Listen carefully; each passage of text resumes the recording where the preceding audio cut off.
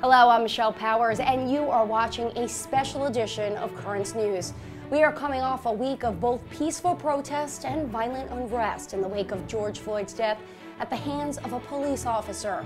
We'll show you the moments of unity and the moments of conflict. Catholic leaders have a plan, and it includes looking towards the past, then to a hunt for an heirloom.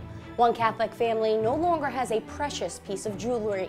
Instead, they think a necklace was stolen from their grandfather as he lay dying of coronavirus.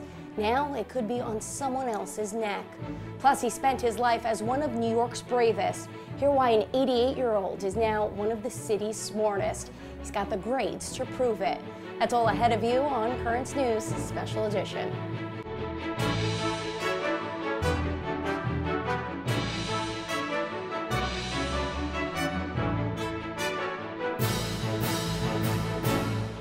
El Señor George Floyd. Even Pope Francis is now saying George Floyd's name. His story has gone from Minneapolis to the corners of the world, and now the Holy Father prays for George Floyd and his family every night. The case is still under investigation, but earlier this week, Minnesota's Attorney General elevated the charges against the ex-officer who killed George Floyd from third to second-degree murder. At the same time, the three ex-officers involved with the incident are being charged with aiding and abetting Floyd's death. The Catholic Church is facing a major challenge in the wake of the killing, but it's not a new one. Looting and arson are devastating communities, and many are saying the anger hasn't been seen since the 1960s. Currents News' Jessica Easthope says church leaders in the Diocese of Brooklyn are answering the call to help restore calm by remembering actions taken in the past. Are you angry? Very. It's a horrible feeling. Father Alonzo Cox, the leader of the ministry to African American Catholics in the Diocese of Brooklyn, has frustrations of his own. He doesn't condone property damage, but the pastor believes the destruction that has taken place in cities across the country is a reflection of the deep frustration felt by the Black community he serves, a feeling that's been brewing for generations. We can't make a comparison between a loss of a building and a loss of a life. Today's clashes bring back memories of civil rights demonstrations in the 1960s, before Father Cox's time, but something Monsignor David Casado remembers well. This brings back those memories of the 60s in my mind. We need to work to create peace. He's the deputy chief chaplain for the NYPD. He says right now police across the city are serving and protecting while fearing for their own lives. I don't think there's any problem at all with a peaceful protest. The problem to me is people that incite the violence in this. Both Monsignor Casado and Father Cox are on a mission themselves. They've been reaching out to the parishioners and officers they serve with a message of peace and encouragement. Both pastors say the church can and historically has played a role in de-escalating social conflicts. I just want to do God's will. I think of Dr. King, when can we all live in harmony and peace? In Prospect Heights, Jessica Easthope, Currents News. Government officials are driving home the idea that protesters are not the looters. On the streets with protesters trying to keep them safe are the Guardian Angels. Their leader, Curtis Sliwa, and other angels were hurt by looters who were trying to break into a Foot Locker in Manhattan earlier this week. Currents News' Christine Persichetti had a chance to speak with him just before he set out for another night. Here's what he had to say. Well, I got hit with a ball-peen hammer. Oh, my gosh. Of my jaw. And then an angel got hit with a claw hammer, and he suffered a broken nose and a broken eye socket, took 48 stitches, was taken care of at Bellevue Hospital. But it was a running battle all night long of different looters who were trying to get in and out of that Foot Locker or McDonald's and some other retail establishments. And I must tell you, there was no NYPD. We were on our own for hours at end. Oh, my goodness. Must have been so scary. Tell us about the atmosphere out there. Well, see, what happens is you have the No Justice, No Peace demonstrations that are peaceful, and they go to about 6. And then all of a sudden joining them are the looters. They integrate into their ranks. So the young people, they have no idea, but the looters are there for an agenda. They're there to scope out the area, see what retail establishments haven't been hit, and they're looking for sneaker stores, jewelry stores, liquor stores, stuff that they can sell in the streets. But it's highly organized. They're out on bicycles. They're scoping areas. They know the chants, Black Liberation Movement, no justice, no peace, Black Lives Matter. It doesn't matter. But then they start to drift off, and by 8 o'clock, the wolf packs then become looters, and that's when all chaos breaks loose. Do you and the Guardian Angels plan to continue going out to protect people during the protests? Oh, yeah. We will protect people who are rightfully protesting.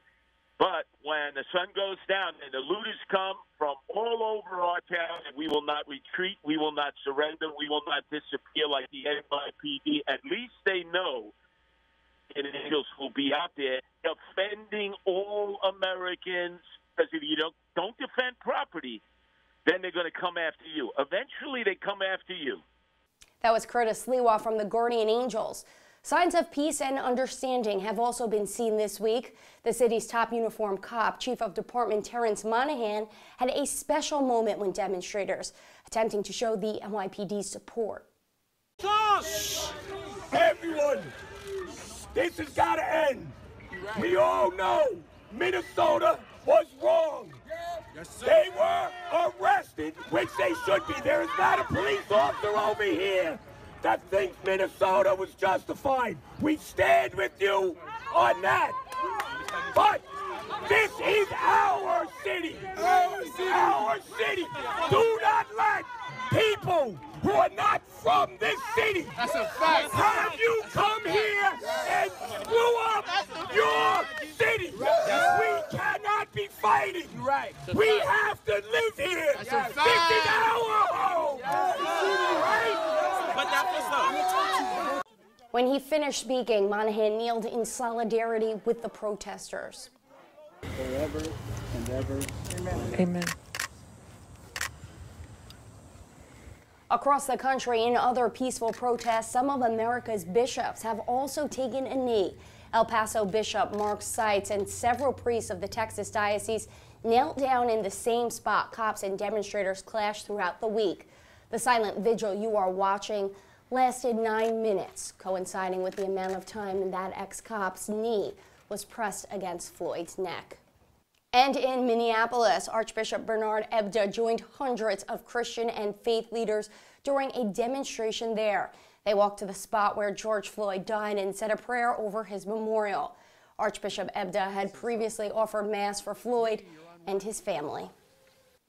Protests come in all forms. In Brooklyn, members of a fraternity have been helping out a church's food pantry every week since the coronavirus crisis began. Currents News' Jessica Easthope reports they say their service is where they look to show both their solidarity and their strength. Since the pandemic began, the Holy Innocents Food Pantry in East Flatbush has fed more than 34,000 people. But the coronavirus posed unexpected challenges for its volunteers, like a shortage of PPE. The places that we reached out to told me that you're not an essential service, so we cannot give it to you. Joseph Granum, the executive director of the pantry, said before the pandemic, most of his volunteers were over 65. When he couldn't get his hands on masks for them, he was forced to make a heartbreaking call. He shut down the pantry for the month of April. It did pain me, but I always believe God has a plan in everything. Little did Joseph know, God did have a plan that would change the pantry's entire operation. It started with a phone call from Clyde Cole of the Omega Psi Phi fraternity. When it comes to the fraternity and how we do things, service is a big important part of what it is that we do. Clyde said the need was eye-opening. Though new COVID-19 cases and deaths are going down, many who were left unemployed by the virus may never return to work.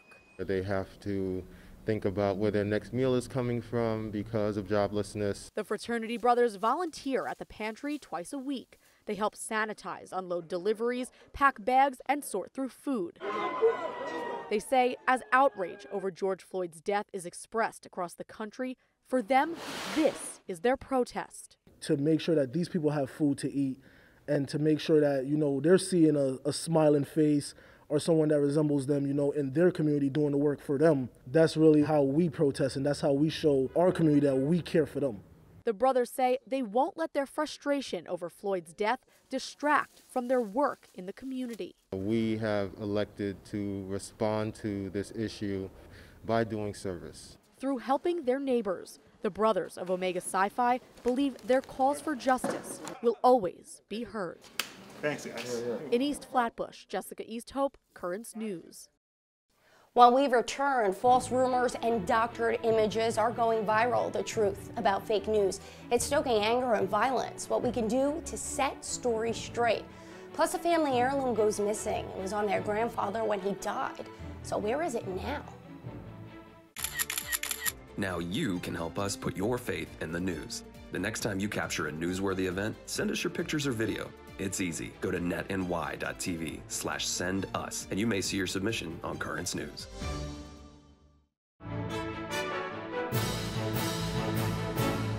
Jumping back into our main story this weekend, the protests over the death of George Floyd have taken over the country and all forms of media. Currents News' Christine Persichetti sat down with a journalism professor, Mike Rizzo, from St. John's University to talk about ways to report these events, as well as how to navigate the social media landscape during this time. It's difficult for everyone. Here's Mike's advice to journalists on the ground. We need to find the human story. We need to find the people who are involved. What are they doing? Why are they doing it? I mean, the basic questions that we want to know. We can see in many broadcast coverage or even newspaper reports the facts and kind of figures, but we need to find the human stories. And I think that's what I would focus on. Who are the people who are participating? And again, the ones that the reporters that have covered the people, we see the wide diversity of persons involved in these actions. Absolutely. Now, a few journalists have been arrested during the protests, even after identifying themselves to police. But cops say a lot of people impersonate journalists. So what should correspondents be doing when it comes to dealing with the police on the ground? Well, it's funny. I actually tell my students in my classes, make sure you are clearly identified as a journalist. You know, in the olden days, the typical reporter would wear that fedora with the press pass sticking out of the brim of the hat. Right. Well, you typically have press credentials. And in New York City, the New York City Police Department issues certified credentials for media people. Mm-hmm. So have that very visible, maybe even hold that up. And I know that's hard maybe if you're writing things down, but have it visible so that people can see that you are legitimately certified to be covering the story. All right, let's get to social media. Protesters have taken to Twitter and Instagram to post about the demonstrations and share their videos and their pictures. Some of it, though, includes misinformation, which is retweeted or shared by others. How can journalists sort through that information and find the truth? Well, the thing to do is to get to the source. Where is the information coming from? And we talk about this in journalism classes all the time. Mm-hmm. What can you trust because it is from an organization or a source that is legitimate, that is trustworthy? And that's where traditional news organizations still play an important role. They provide a system in which things are checked, in which things are verified before they are distributed. And that's what journalists need to do. You need to stop before maybe you send out a post or a tweet, and you make sure that you have all of your facts correct. Because the one time that you do it and you're wrong, then your trust, the trust in you will go down. Right. And as we all know, President Trump loves to use Twitter, and now he's in a battle with social media after Twitter flagged some of his posts as potentially misleading or even glorifying violence. What do you think of the president's use of social media and his executive order that would no longer shield the websites from lawsuits? Well, again, I look at this from a journalistic point of view. And Twitter is not a news organization. It's the 21st century village square. People go on and express all kinds of opinions about all different kinds of things. Now, if Twitter does want to espouse becoming a newspaper publisher, in effect, that may be a good thing, but they also need to adapt journalistic standards, journalistic ethics. And that means fairness. So if they are going to check one person or one political party and what they say, then they need to do that for all. And that means an investment in doing fact checking across the spectrum politically. I also invite my students to look at Catholic social teaching and how that can apply to journalistic ethics. The solidarity of all of us as human beings, the dignity of all persons. So that means have respect. Have respect for the people that you're checking, if Twitter is now going to check a lot of people, but also when you're posting, have respect for what you're saying. Make sure your words are respectful of the people who will be reading them and will be consuming the communication that you're sending out. Now, there are some people in the Black Lives Matter movement who have been negative towards media coverage of the protests. They say too much of the narrative has been focused on the looting, that they aren't reporting on the police violence or in the streets or the peaceful protests. What do you think about that? Well, again, people are absolutely right to look at the wide breadth of coverage, but there's so many sources of information out there. So they need to be specific, whether you are pro or against any of the coverage, what it is that you're talking about. I think the media needs to, again, step back. Are we being fair and balanced in our reporting to make sure that we are presenting as full a picture as possible? And that will be the inspiration for people to say, yes, they are, and I'm going to follow that. They need to invest in those news organizations that they feel are doing it, and they will be the ones who will succeed and continue to grow audiences. That was Mike Rizzo from St. John's University. A Brooklyn family needs your help. They are missing a gold cross, but Currents News' Emily Druby tells us the beloved heirloom is more than just jewelry. It's a link between a grandfather who fell victim to COVID-19 and his loved ones. What happened to his cross? Where could it have gone? Jessica Petrosino is on a desperate hunt for this, her grandfather's cross necklace. He was wearing it while battling COVID-19. Now he's gone, and so is the cross. Somebody did this to my grandfather when he was in his weakest moments, because my grandfather would never have allowed somebody to take that cross off his neck.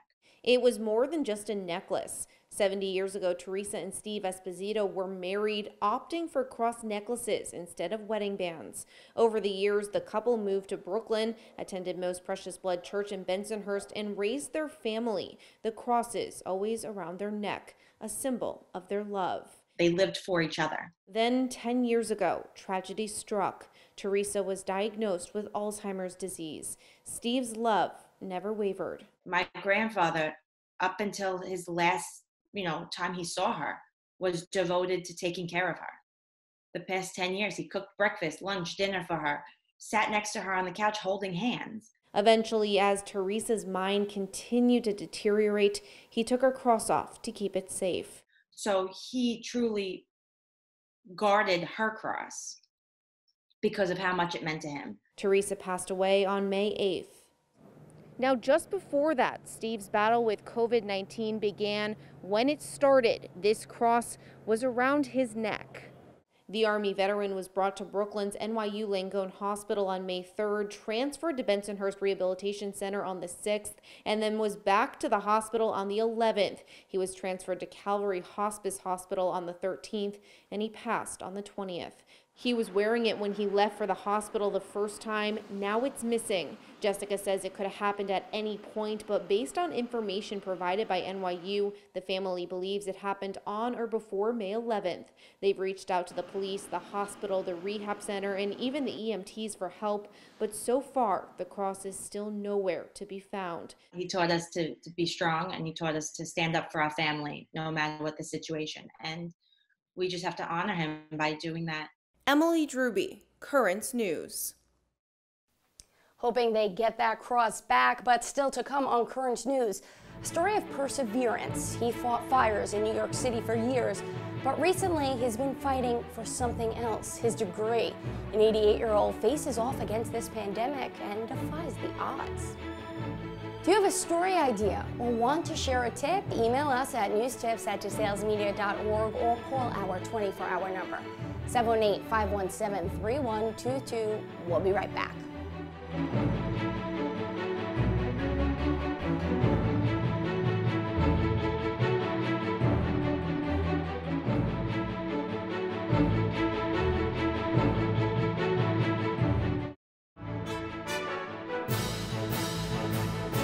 This is my yearbook that I should have been in. Can you see the year? 1960. It's been a long time coming, but finally, a retired FDNY lieutenant has something in common with his 4 children and 6 grandchildren. He's a college graduate at the age of 88. Currents News' Jessica Easthope spoke with the St. John's University grad. Kamoy Andrews, summa cum laude. The graduating class of 2020 hasn't had the best luck. After 4 years of hard work, the coronavirus pandemic forced colleges and universities to hold their ceremonies online. Most graduates would be disappointed or angry.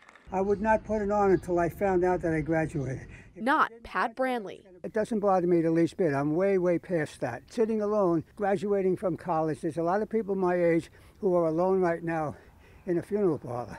60 years after dropping out of St. John's University, 88-year-old Pat Branley returned this year. This is my yearbook that I should have been in. Can you see the year?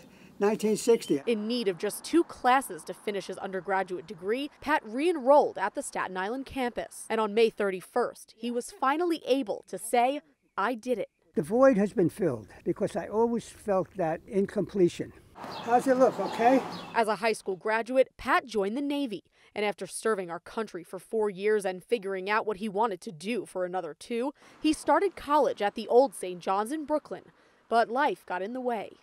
I had been a firefighter for about a year and a half. And I was going to school even then. But then it was beginning to get so busy that I couldn't do both. And these are the eye shields. Pat was quickly rising in the ranks as a lieutenant in the FDNY, and once he started a family with his wife of 48 years, Betty, he decided to leave school. But his mind was never far from St. John's. I made the withdrawal physically. I never made the withdrawal in my heart or intellectually. Pat's graduation turned out to be the furthest from what he had envisioned when he left school all those years ago. I sat down in a recliner in the living room. Nobody could come with the virus and everything. And I watched the virtual graduation on my iPad. After reflecting on his college journey, Pat recalled something he told his 4 children, now 3 lawyers and a teacher. Don't go to college to prepare yourself for a job. Go to college so that you can enjoy your time off. So now as graduates compete for first jobs and start their futures, Pat will be enjoying his summer off. On Staten Island, Jessica Easthope, Currents News. Congrats to you, Pat. That is Currents News. I'm Michelle Powers, and I hope you find peace this weekend. To help you with that, we are embarking you on a special virtual pilgrimage. The Vatican and its trove of iconic art and architecture are now open again, and hopefully you'll be there one day soon. But for now, just sit back and relax. Thanks again for joining us, because we are putting your faith in the news. Be sure to join Christine Persichetti every weeknight at 7. Hope to see you again next time.